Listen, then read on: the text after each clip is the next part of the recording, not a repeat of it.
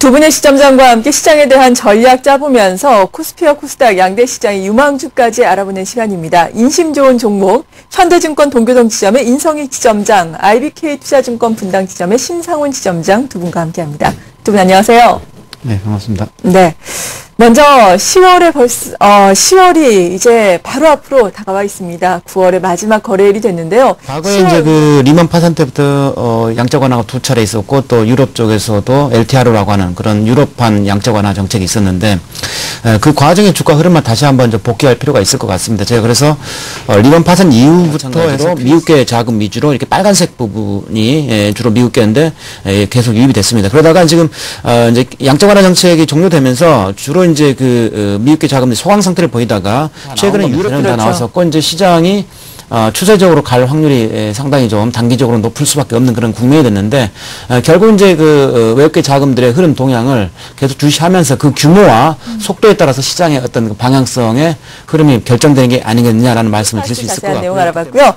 두 번째는 심상훈 지점장님 플랜티넷 준비를 하셨어요. 소개해 주시죠. 플랜티넷은 제가 얼마 전에 이제 그 판교에 입주한 기업인데 거기 CEO하고 같이 만날 기회가 있었습니다. 네. 그래서 이제 사무실에서 같이 이야기를 나눌 수 있는 그런 좋은 기회가 있어서 거기에서 회사의 어떤 분위기랄까 또 그 김태주 대표의 어떤 직원과 소통하는 그런 부분들 인상이 되게 좋았고요.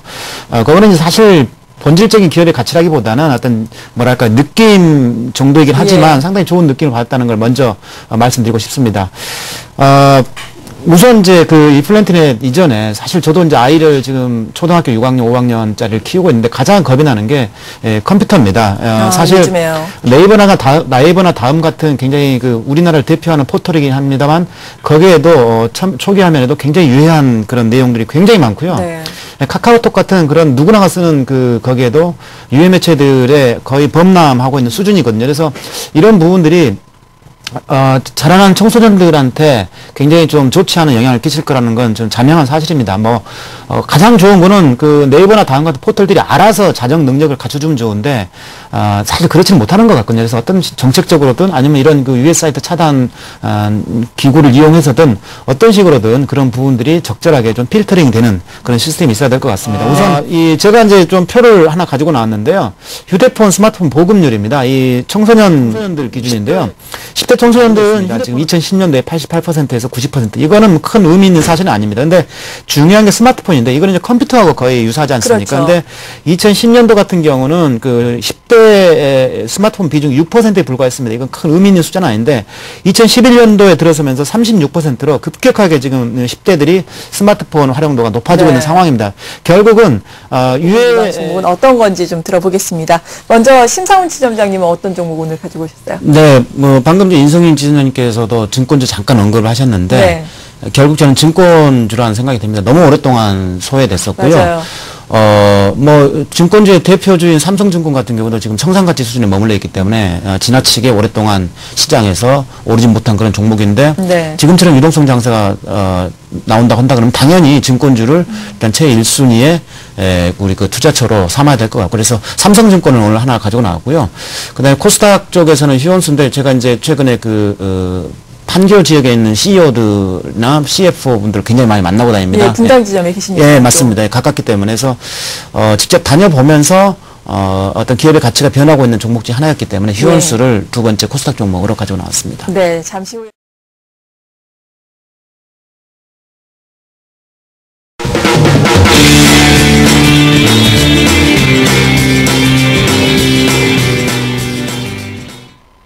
자, 이번엔 포트폴리오 전략입니다. GSS의 이서구 대표와 함께 이야기 나눠보겠습니다. 안녕하십니까? 네, 안녕하세요. 자, 요즘 포트폴리오 수익률이 아주 꽃을 피고 있습니다. 네. 포트폴리오를 잘 적절하게 섞으셨고, 시장을 보시는 뷰도, 박스권을 돌파할 것이다. 강하게 돌파를 했습니다. 2000포인트의 이제 안착의 여부인데, 어떻게 시장을 한마디로 딱 팩트로 정의한다면 어떻게 보십니까? 예, 지금 시작은 이미 했습니다. 그렇기 때문에 시작은 했을 때 더 갈 여력은 충분히 있기 때문에요. 우리 투자자분들 지금 희망을 더 가지셔도 되지 않을까라는 판단입니다. 과거 사례에서도 보면은요, 유동성 환경이 한번 팩트가 팍 터졌을 때 급등을 했습니다. 다들 여기가 고점일까 했지만은요, 한 2, 3일 쉬고 다시 올라가고 예, 더 올라가는 현상이 나타나는데 지금 유럽, 미국 양쪽에서 나타나는 유동성 팽창 정책 예, 이거는 좀 더 이어질 가능성이 크고요. 최소한 1분기는 좀 긍정적으로 볼 만한 요건이 요번에 나오지 않았나 저는 이렇게 생각을 합니다. 주변에 잡음도 분명히 있긴 있겠지만 이 유동성장이 한번 펼쳐졌을 때 아주 특징적인 기술적인 모습이요. 돌파갭입니다. 근데 지난주에도 한번 말씀드렸던 부분이 이 갭자리가 아주 중요합니다라고 말씀을 드렸었는데 고기를 살짝 찍고 올라왔고요. 그리고 지난주 후반 급등으로 인해서 아주 큰 갭이 벌어졌거든요. 그럼으로 인해서 과거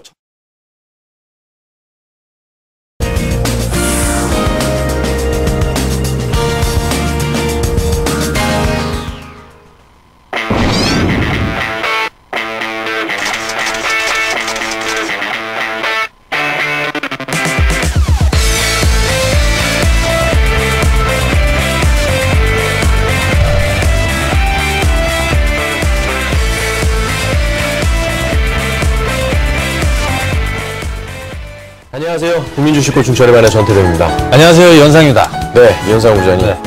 어제 Q3 소식과 함께 이 시장이 상당히 급등을 좀 해줬죠. 네. 우리 시청자분들께서 오늘 이 방송을 보시는데 기분이 좋으실 것 같습니다. 그래요. 어떠셨어요? 사실 한 주 동안의 분위기가 사실 저희가 기대했던 네. 내용들이 좀 다 나와줬죠, 여러분들.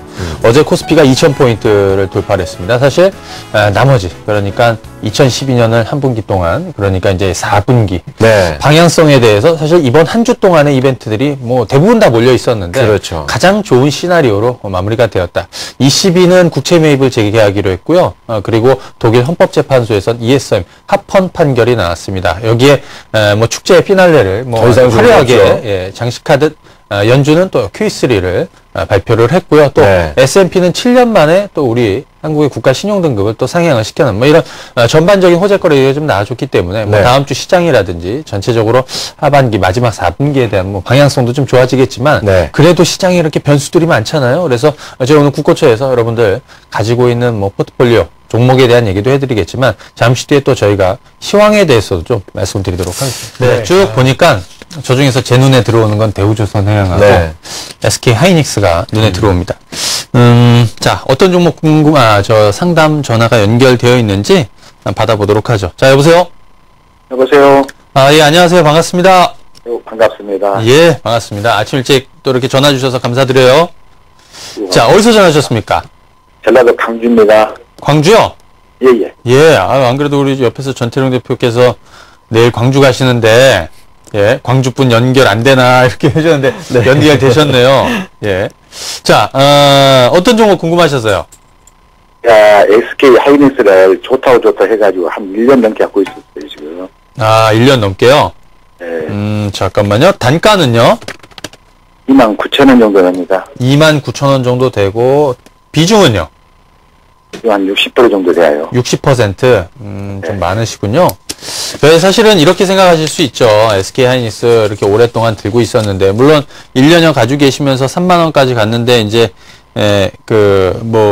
29,000원에 매수하셨으니까, 사실 손해를 좀 보고 계시는데, 이렇게 생각하시는 게 좋을 것 같아요. 사실, 최근 들어서 다른 종목들도 좀 오르는 종목들이 있는데, 반면에 SK 하이닉스가 조금 안 움직이니까 좀 소외받는 그런 기분도 좀 느끼시죠?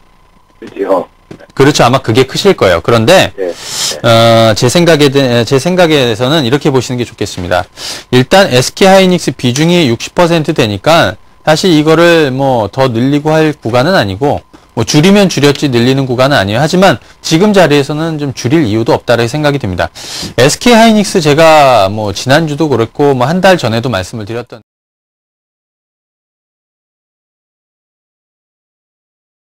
Do you hear me? I'm talking to you across the water, across the deep blue ocean, under the open sky. Oh my, baby, I'm trying. Boy, I hear you in my dreams. I feel you whisper across the sea. I keep you with me in my heart. You make it easier when life gets hard. Lucky I'm in love with my best friend. Lucky 양상에 발맞춰서. 예. 정경민 과장님의 전략도 한번 들어볼까요? 예, 정경민 과장님부터 한번 들어보겠습니다. 예, 일단 뭐 저는 뭐 장기, 중기, 단기 이렇게 나눠서 좀 말씀을 드릴까 해요. 네. 예, 그래서 키워드는 학습 효과입니다. 뭐 단기적으로는 일단 고베타 플레이라고 하죠. 시장 대비 좀 민감한 탄력을 보이는 그런 업종들을 가지고 뭐 추석 전후까지 좀 단기 대응을 하시는 게 괜찮으실 것 같아요.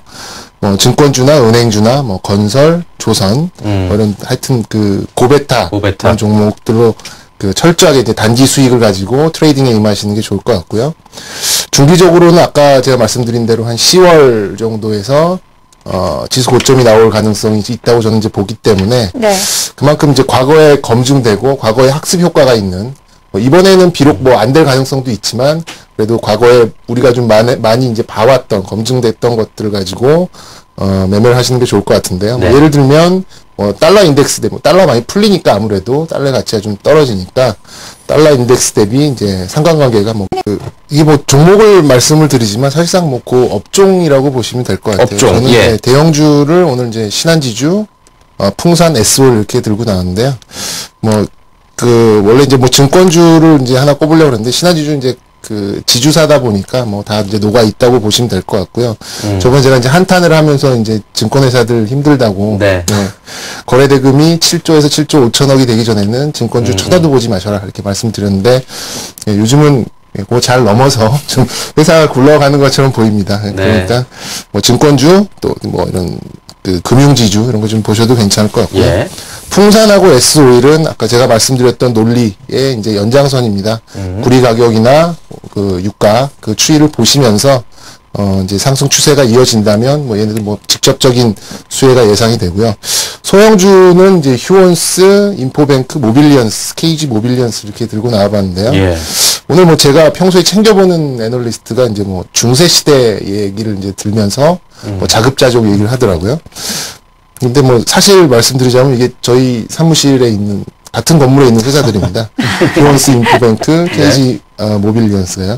휴원스, 인포뱅크는 몇 번 제가 소개를 드린 것 같고요. 예. 계속해서 좀 그 모멘텀이 살아 있어서 뭐 추가적인 코멘트를 안 드려도 될 것 같고 예. 휴원스 같은 경우에는 이제 저 같은 사람이 많이 먹어야 되는 약들을 어떤 약이죠? 뭐 비만 치료제, 네. 뭐 전립선, 뭐 다이어트 이런 것들을 많이 만들고 있더라고요.